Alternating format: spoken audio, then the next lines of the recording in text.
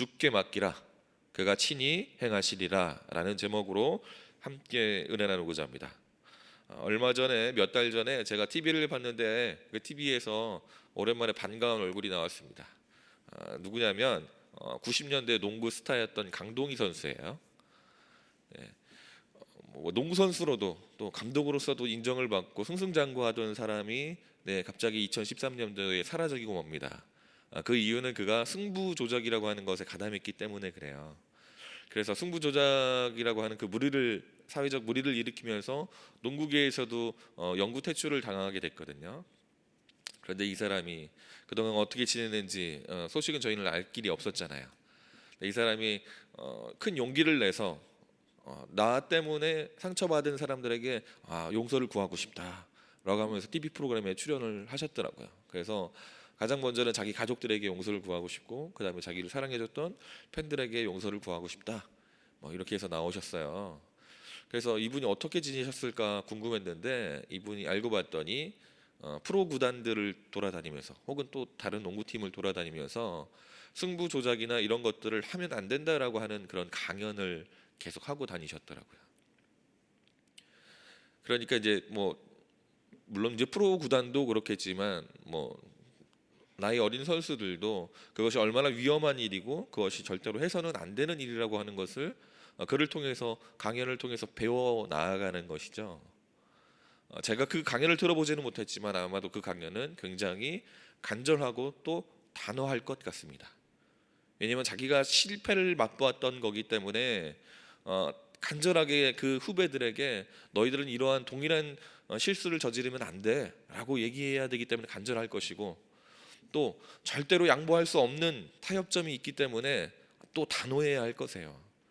이렇게 자기가 했던 실수를 통해서 후배들에게 절대 이런 실수를 반복하면 안 돼라고 얘기하는 이런 마음을 가진 오늘의 저자가 바로 베드로입니다. 오늘 본문에 나와 있는 내용들을 이해하기 위해서는요, 당시 베드로 전서가 쓰일 당시가 어떠한 상황이었는지를 먼저 이해할 필요가 있는데요. 베드로 전서는 주후 63년 겨울에서 64년 사이에 쓰여졌다. 학자들이 이렇게 얘기해요. 그 연도가 왜 중요하냐면요, 64년도에 로마에 대화재가 일어나게 됩니다. 대화재가 일어났는데요, 이 분노를 사람들이 왕에게 쏟아낼 거 아니에요, 리더에게. 그런데 당시에 로마 제국을 통치하던 자가 네로 황제였습니다. 이 네로 황제는 자신에게 향하는 그 분노, 국민들의 분노를 당시에 이미 미움을 받고 있었어요. 그래서 크고 작은 그런 박해들을 점점 받고 있었거든요, 기독교인들이요. 그러니까 그 분노를 기독교인들에게 쏟아내서 저들이 불을 질렀다라고 하는 그런 허무맹랑한 거짓말을, 유언비어를 퍼뜨려서 사람들로 하여금 많은 박해를 받게 했고, 그때부터 정말로 실질적인 박해를 가하기 시작했어요. 몸에 위해가 될 만한, 죽음을 당할 만한 일들을 당하기 시작했습니다. 그 박해가 어느 정도냐면요, 성경에도 기록되어 있습니다. 히브리서 11장 37절 가운데 보시면, 돌로 치는 것과 톱으로 켜는 것과 시험과 칼로 죽임을 당하고 양과 염소의 가죽을 입히고 유리하여 궁핍과 환난과 학대를 받았으니 아멘. 이거를 가지수를 세보니까 8가지예요. 그냥 간단하게 한 절로만 나와 있는데요, 8가지 박해가 여기 나와 있어요. 물론 궁핍한 것도 환난과 학대도 다 이겨낼 수 있을 것 같은데요, 그런데 여기에서 이제 죽임을 당하기도 하고 그 죽음의 공통 가운데 사람들이 고난을 받게 되는 것이죠. 역사가 로마의 역사가였던 타키투스라고 하는 사람이 쓴 연대기에 보면 이런 내용이 나옵니다. 기독교인들을요, 원형 경기장에 넣어서 동물들에게 찢겨 죽이게 하고요, 또 한 가지는 사람들을 밤새도록 나무에 매달아서요, 불을 붙여서 그 사람들이 이제 사람의 기름으로 불타오르잖아요. 밤새 그리스도인들을 횃불로 사용하는 거예요. 그렇게 곳곳에 세워놓고. 이렇게 잔악무도한 일들이 그들의 앞에 기다리고 있었다라고 하는 거예요. 그러니까 베드로가 보기에 곧 무슨 일이 벌어질 것 같은데 이미 박해는 점점 심해져 가고 있는 상황에서 분노한 네로가 그 잘못된 일들을 기독교인들을 탓하며 그들에게 잘못된 그 시선을 돌리니까 앞으로 더욱더 심각한 박해가 그들 앞가운데에, 그리고 전 세계에 퍼져 있는 그리스도인이라고 하는 이름으로 살아가는 자들에게 쏟아져 내릴 것을 그가 바라보면서, 여러분들의 신앙을 끝까지 지켜내십시오. 여러분이 받는 그 고난은 영원히 하나님과 함께하는 그 영원한 삶에 비한다면 잠시 잠깐의 고난입니다. 그러니까 여러분, 그 잠시 잠깐의 고난 여러분 견뎌내셔서 영원 구원을 완성하십시오라고 얘기하는 거예요. 그래서 오늘 베드로전서를 썼고요. 그 베드로전서의 마지막 내용이 오늘 저희가 읽은 근신하라 깨어 있으라 뭐 염려를 하나님께 맡겨라, 이 내용, 오늘 본문 읽었던 그 본문의 내용입니다. 그가 이런 편지를 쓴 이유는 그 역시도 아까 제가 설명드렸던 강동희 선수와 같이 그가 역시도 이미 죽음 앞에서 예수님을 3번이나 부인했던 그런 실수를 범했던 자였기 때문에 그래요. 그가 죽음 앞에서 예수님을 3번이나 부인했죠. 그러니까 동일하게 앞으로 그들 가운데에 이런 심각한 박해가 가해질 걸 알고 있으니까요, 그들도 동일한 상황에 놓일 거 아니에요. 그들이 자기와 같이 또 넘어질 게 분명하잖아요. 그러니까 그들에게 경각심을 주기 위해서 이 책을 쓴 것이죠. 우리가 잘 아는 건 바와 같이 베드로는요, 자타가 공인하는 예수님의 수제자였습니다. 뿐만 아닙니다. 본인이 있고 또 다른 사람이 인정할 뿐만 아니라 예수님이 어디를 가시든 간에 베드로는 항상 옆에 데리고 다니셨어요. 하다못해 겟세마네 동산에서 기도하러 가실 때도 베드로를 비롯한 소수의 인원만 데리고 갔고, 어느 곳에든 예수님과 함께 동행했던 수제자였습니다. 그러니까 많은 사람들이 그를 최고로 꼽을 수밖에 없는 사람이죠. 그들은요, 죽음의 위협 속에서도 모두가 예수님을 버리고 달아났을 때 끝까지 예수님이 어디로 향하는지, 어떠한 고난을 당하시는지 계속 쫓았던 자예요. 결국 대제사장의 앞마당 뜰에서 그 시종 여자아이에게 들켜서 예수님을 3번 부인하긴 했지만, 예수님이 처음 그에게 네가 나를 닭이 3번 울기 전에 부인할 거야 라고 얘기했을 때 그가요, 예수님 앞에서 결단코 저는 그런 일을 저지르지 않을 겁니다 라고 예수님께 단언할 수 있을 만큼 그는 누가 보더라도 자기 스스로도 예수님을 진심으로 사랑하는 자였어요. 그가 그 일을 직접 당하기 전까지는 그는 진짜로 예수님을 위해서 목숨을 바칠 수도 있을 거라고 생각했던 자입니다. 그런데요, 죽음의 위협이 그의 앞까지 닥쳤을 때 그 스스로 무너지는 것을 경험하게 됩니다. 그래서 우리가 잘 아는 것과 같이 그는 예수님을 3번 부인하고요, 저주하기까지 해요. 닭의 울음소리를 들었을 때 그는 자기가 예수님을 부인했다라는 것을 깨닫고 그 자리를 도망쳐 나갑니다. 자기가 실패한 걸 알았잖아요. 자기가 그렇게 예수님께 결단코 저는 예수님을 배반하지 않습니다라고 얘기했을 때 자기의 입술로서 예수님을 부인하고 또 저주했던 것을, 그런 자기의 모습을 견딜 수가 없어서요, 그러나 나중에 예수님께서 다시 부활하셨을 때도 예수님 앞에 나아가지 못하고 고향으로 향했던 자입니다. 그런데 예수님께서요, 그 사람을 사랑하셔서 다시금 그를 하나님의 제자로 불러주시고 그를 위로하시고 그를 회복시켜 주십니다. 그 사건이 일어나기 전에 예수님과 함께 베드로는 다른 제자들과 함께 예수님과 겟세마네에 올라요. 예수님께서 하나님께 이런 기도를 드립니다. 하나님, 제발 이 잔을 제게에서 치워주십시오. 그때 예수님께서 기도하실 때에 땀방울이 핏방울과 같이 떨어졌다라고 성경은 얘기합니다. 그런데 자기가 아끼는 제자들 12명 중에서도 가장 아끼는 제자 몇 명을 데리고 갔는데, 이 제자들이요, 잠시도 예수님과 함께 영적으로 깨어서 기도하지 못하고요, 잠들어 있는 모습을 보시고 예수님께서 화를 내세요. 너희가 잠시도 깨어 있을 수가 없더냐? 우리가 좋아하는 말씀 있잖아요. 마음은 원이로 누구시니, 이런 얘기요. 그 얘기 하시면서 그를 꾸짖으셨어요. 나중에 예수님이 돌아가신 이후에 그는 몇 번이고 자신이 했던 일들을 곱씹어 보면서 후회했을 겁니다. 왜냐하면 그 죄책감에 예수님 앞에 다시 못 설 만큼 그는 무너져 내렸기 때문에 그렇습니다. 그때 이 말씀이 떠오르진 않았을까요? 너희가 잠시도 깨어 있을 수 없더냐? 그가 만약에 그때에 깨어 있어서 영적으로 깨어서 기도로 그 사건을 준비할 수 있는 자였다면 아마도 그는 예수님께서 말씀하셨던 세 번의 부인의 죄를 저지르지 않았을 수도 있었을 것입니다. 때문에 그는 자기가 죽음의 위협에 닥쳤을 때 속절없이 무너지는 것을 경험했기 때문에 전 세계에 퍼져 있는 이제 로마의 제국 그 치하 안에 있는 그런 나라 가운데에 이방인으로 나그네로 살아가고 있는 그리스도인들이 앞으로 그들 가운데에 닥칠 그 일들을 경험했을 때 자신과 같이 속절없이 무너지는 것을 예방하기 위해서 그들이 어렵게 그리스도인이라는 이름을 얻어내는 것, 예전에는요 초대교회에는요 그리스도인이란 이름으로 살아가는 것 자체가 박해의 시작이었습니다. 유대인들의 공동체에서 쫓겨나야 했고 그들의 삶의 터전의 모든 것을 다 잃어야만 했어요. 온갖 친척과 가족들로부터 쫓겨나야 됐고 그들과의 관계가 단절되어야 됐고 더 이상 이전에 살아왔던 삶을 내어 던져버려야 했고 새로운 삶, 이전에 모든 것을 다 내려놓고 새롭게 무슨 삶을 살 수 있겠어요. 힘들고 어려운 삶이 기다리는 것뿐이죠. 그러한 삶을 살아야만 하는 사람들에게 그럼에도 불구하고 예수 그리스도를 믿기 위해서 그 모든 수모와 어려움과 고난과 박해를 견뎌내면서 그리스도인이라는 이름을 얻어낸 자들이잖아요. 그리고 그리스도인이라는 이름을 얻기 위해서는요 그 단계를 거쳐야 되는데 3년 동안이나 자신의 신앙을 증명해내야지만 그리스도인이라는 이름을 얻을 수 있었어요. 그 공동체 안에 들어갈 수 있었어요.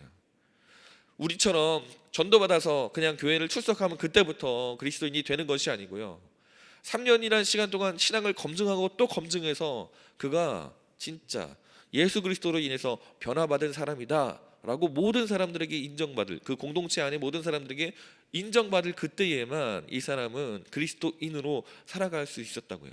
왜냐하면 그리스도인이라는 게 모든 사람들에게 밝혀질 때 받을 그 고난과 핍박이 있기 때문에 이들은 더욱더 안에 들어온 사람이 우리를 잡아내기 위한 사람인지 진짜로 예수 그리스도를 믿는 사람인지 검증하고 또 검증을 해야 됐기 때문에 그랬습니다.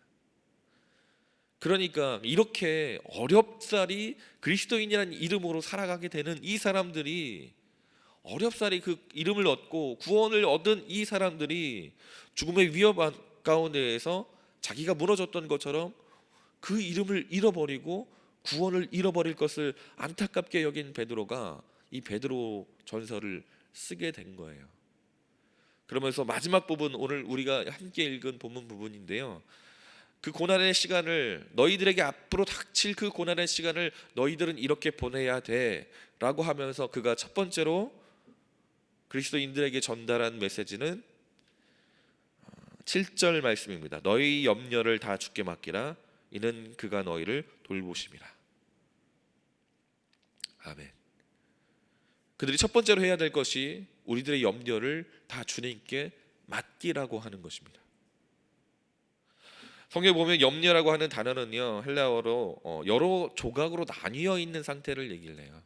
그러니까 우리가 무언가를 할 때 한 곳에 집중해서 무언가 일을 처리하는 것이 아니고요, 이 생각이 여러 가지로 막 분산돼서 이런 고민 저런 고민을 막 하고 있는 상황을 염려라고 하는 거예요. 이렇게 우리의 생각이 여러 가지 복잡한 문제들 때문에 이 문제도 걱정해야 되고 저 문제도 걱정해야 되는 이런 염려한 그 모든 것들을 여기에 보면 이렇게 나옵니다. 염려를 다 주께 맡기라. 그런데 이 맡기라고 하는 단어가요 헬라어로 본 뜻은요 하늘을 향해서 던지라고 하는 뜻인 거예요. 그러면 어떻게 해석하면 됩니까? 우리가 우리의 모든 생각이 하나님을 향해서 또 우리가 해야 될 일을 향해서 집중하지 못하고 분산되어 있는 우리의 모든 걱정거리를 하나님께 던져버리라는 뜻인 거예요. 우리가 염려를 갖고 있다고 해서 우리의 키가 한 자나 자랄 수 없는 것처럼 그 염려를 우리의 마음 가운데 품지 말고 하나님께 모두 던져서 맡겨버리라고요. 그러면 그 하나님께서 여기 권고하십니다 라고 돌보심이라고 하는 단어가 나오는데요, 이 돌보심이라고 하는 단어의 뜻도 뭐뭇에 대해서 관심을 가지고 있다라는 뜻이에요. 하나님께서 지금 베드로가 지금 뭐라고 얘기합니까? 우리가 지금 염려하고 고민하는 일들을 하나님께 내어 던져 버려라. 그러면 우리에 대해서 엄청나게 많은 관심을 가지고 계신 하나님께서 너희들의 염려를 해결해 주실 거야, 맡아 주실 거야 라고 얘기하고 있는 거예요. 실제로 그랬습니다. 네, 출애굽을 한 모든 이스라엘 사람들이 목이 마를 때 하나님은 그들에게 반석에서 물이 나게 하셔서 그의 목들을 축이게 하셨습니다. 그들이요 배고플 때 만나를 주셨고요. 그들이 허무맹랑하게 그 광야에서 고기를 먹고 싶다고 했을 때 메추라기를 통해서 그들을 먹이셨습니다. 그리고 그들이 어딜 가든 구름 기둥과 불 기둥으로 그들을 지키시고 보호하시고 그들을 인도하셨다라고 하는 것이죠. 이 사랑이 변치 않고 2000년 몇천 년이 지난 이후에도 그들의 자녀에게 그대로 적용돼서 그들이 어떠한 염려와 어떠한 문제와 어떠한 걱정거리로 살아갈지라도 하나님께 내어 맡겼을 때 하나님께서 그 문제와 어려움을 해결해 주신다라고 하는 것입니다. 실상 그렇더라고요. 제가 다시금 목회를 막 하다가 너무 힘이 들어서요. 더 이상은 못하겠습니다. 하나님께 이렇게 선언을 하고 밖에서 일을 시작을 했었을 때 약 3년여간 일을 했거든요. 그리고 나서 다시금 목회로 돌아와야 되겠다라는 마음을 먹고 돌아왔을 때 엄청난 결단이 필요했습니다. 왜냐하면요, 다시 목회자로 돌아오면 너무나 많은 것을 포기해야만 했었어요. 힘들고 어려운 삶인 건 분명 알고 있었고요. 왜냐하면 아버지가 목사님이셨으니까 이 삶이 어떠한 삶인지 분명 알고 있는데 다시금 돌아가려니까 발이 잘 안 떨어지더라고요. 사회에서 제가 쌓아놨던 경력도 포기하기가 너무 힘들었고, 그런데요 결과적으로 하나님께서 제 마음 가운데 다시 돌아갈 수 있는 결단을 허락해 주셨는데 그 마음의 결단을 하게 하신 그 동기가 뭐였냐면 하나님께서 내 인생을 책임져 주시는구나. 그것에 대한 확신이 없었다면 저는 다시금 돌아올 수 없었을 것 같습니다. 그 확신 이후에요 이상한 습성이 생겨버렸어요. 제가 제 일인데도요 고민하고 염려하지 않습니다. 제 일인데도요 하나님께서 맡아주실 것, 하나님께서 해결해 주실 것을 확신하고 그냥 하나님께 던져놓고 기도만 해요. 막 기도를 막 몇 시간씩 그렇게 하지도 않아요. 하나님, 제 앞에 이 문제 하나님 해결해 주실 줄 믿습니다. 그리고 하나님을 신뢰했더니 그 일들이, 그 문제들이 해결되는 것을 경험하고 또 경험하게 됩니다. 저와 마찬가지로 제 아내도 그러한 일들, 좀 어려운 일들, 그런 일들을 당했을 때 저랑 같이 그냥 그렇게 기도했거든요. 하나님 이 일 해결해 주실 줄 믿습니다. 제가 그 전에 계속 사역하다가 잠깐 사회일을 하다 보니까 가진 돈이 없잖아요. 모아놓은 돈이 거의 없이 결혼을 했어요. 그리고 그 전에 사역하던 곳에서 갑자기 나와서 다른 사역지를 알아봐야 되는데요. 저희들의 가장 첫 번째 조건은 뭐였냐면요, 좋은 목사님 뭐 이런 거 다 필요 없고요, 사택을 제공하는 교회. 이게 제 목표였거든요. 다음 사역지. 그런데 하나님께서 해결해 주시더라고요. 정말 저희는 돈이 아무것도 없는데요. 그런데요 그냥 믿음의 기도 선포하고요 그냥 기분 좋게 하루하루 살아가는데 하나님께서 그 모든 것을 준비하신 모든 것들을 채워주셔서 살게 하시더라고요. 그 이후에 저희 가족은요 저희들의 문제로 인해서 고민하거나 걱정하지 않습니다. 다만 하나님께 기도드릴 뿐 그것을 위해서 염려하지 않습니다. 하나님께서 선한 길로 인도해 주실 것을 확신하기 때문에 그렇습니다. 출애굽을 했던 이스라엘 백성들을 먹이시고 입히시고 재우셨던 것처럼 오늘 살아가는 우리의 삶도 하나님께서 먹이시고 입히시고 재우실 줄 믿습니다. 그렇게 우리는 염려를 하나님께 맡겨드릴 수 있어야 합니다. 두 번째로요 8절 말씀입니다. 근신하라 깨어라 너희 대적마귀가 우는 사자같이 두루다니며 삼킬 자를 찾나니. 아멘. 그가요 우리에게 이렇게 얘기합니다. 근심하며 깨어 있어라. 근신하라라고 하는 뜻은요 정신을 바짝 차리라는 뜻이에요. 깨어 있으라는 말 그대로 진짜 잠들지 말고 깨어 있으라는 거예요. 그러니까 잠들지 말고요 정신 바짝 차리고 깨어 있으라는 얘기예요. 왜 그럴까요? 영적으로 깨어 있으라는 거예요. 잠자지 말고 계속 깨어서 기도해, 이게 아니고요. 영적으로 깨어 있으라는 거예요. 우리가 하나님께 우리의 삶을 온전히 내어 맡기기 위해서는요, 염려를 내어 맡기기 위해서는요, 제가 영적으로 깨어 있지 않으면 하나님께 그것을 인간적으로 맡길 수가 없거든요. 인간적인 생각이 들고요, 벌써 머리로 계산이 드는데 그것을 하나님께 내어 맡기기까지 이 모든 것을 내려놓는 그 어려움의 시간이 견뎌야지만 하나님께 내어 맡길 수 있는데, 우리가 영적으로 깨어 있을 때에는 당연히 하나님께 계속 기도하니까 하나님께서 들어주실 거야 라고 하는 믿음의 선포와 함께 무모한 행동도 할 수 있겠지만, 우리가 세상적인 생각을 계속하는 상황에서 어떻게 모든 것을 하나님께 내어 맡길 수 있겠습니까? 염려가 다 세상 마음에 파고들어 있는데. 베드로가 먼저 경험했잖아요.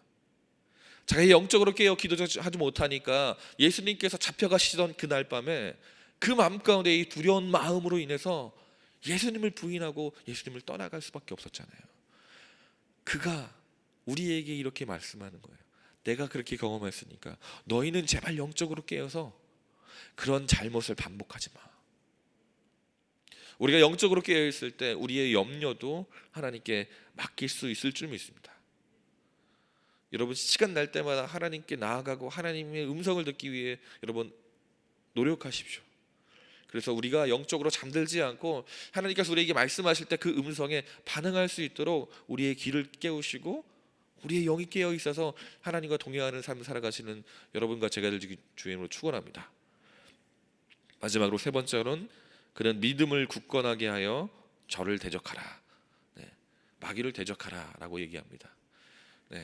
성경에 보면요, 마귀를 대적하라 그러면 너희를 피할 것이다 라는 성경의 구절이 있습니다. 우리는 영적으로 깨어있는 것뿐만 아니라 이 고난을 견뎌내는 것뿐만 아니라 하나님께서 지켜주실 거야, 선한 길로 인도해 주실 거야 라고 여기면서 견뎌내는 것뿐만 아니라요, 사단을 대적하라고 그는 얘기합니다. 그래야지만 우리의 삶 가운데에 사단이 파고들 만한 일이 없기 때문에 그렇습니다.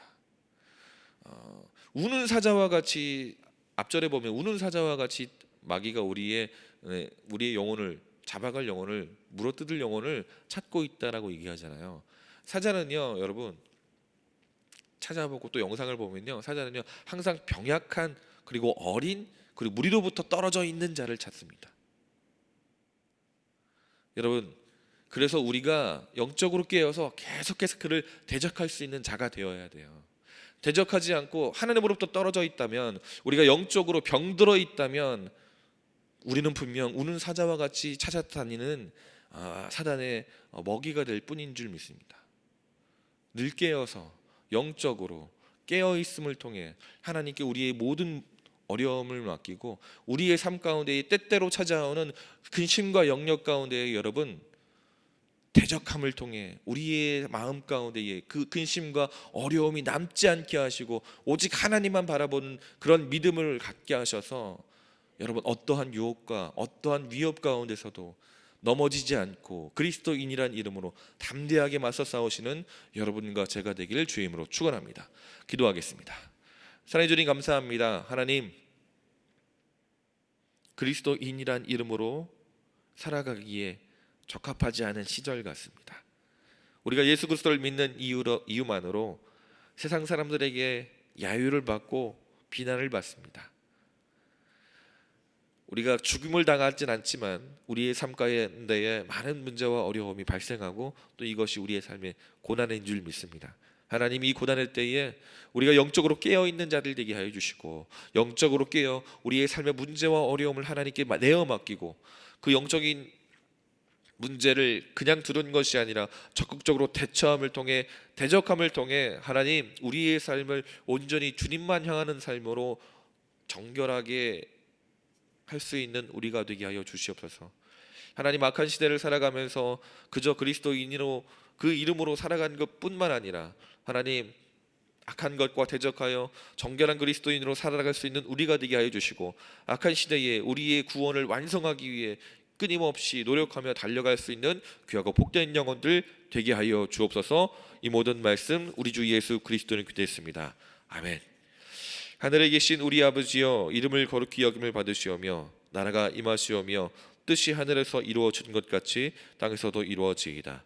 오늘 우리에게 일용할 양식을 주시옵고 우리가 우리에게 죄 지은 자를 사하여 준 것 같이 우리 죄를 사하여 주시옵고 우리를 시험에 들게 하지 마시옵고 다만 악에서 구하시옵소서. 나라와 권세와 영광이 아버지께 영원히 있사옵나이다. 아멘. 네, 여러분 가지고 나온 기도 제목을 놓고 나라와 민족을 위해서 또 담임 목사님을 위해서 조영기 원로 목사님을 위해서 또 이영훈 당회장 목사님을 위해서 주여 3번 외치시고 기도하시겠습니다. 주여 주여 주여.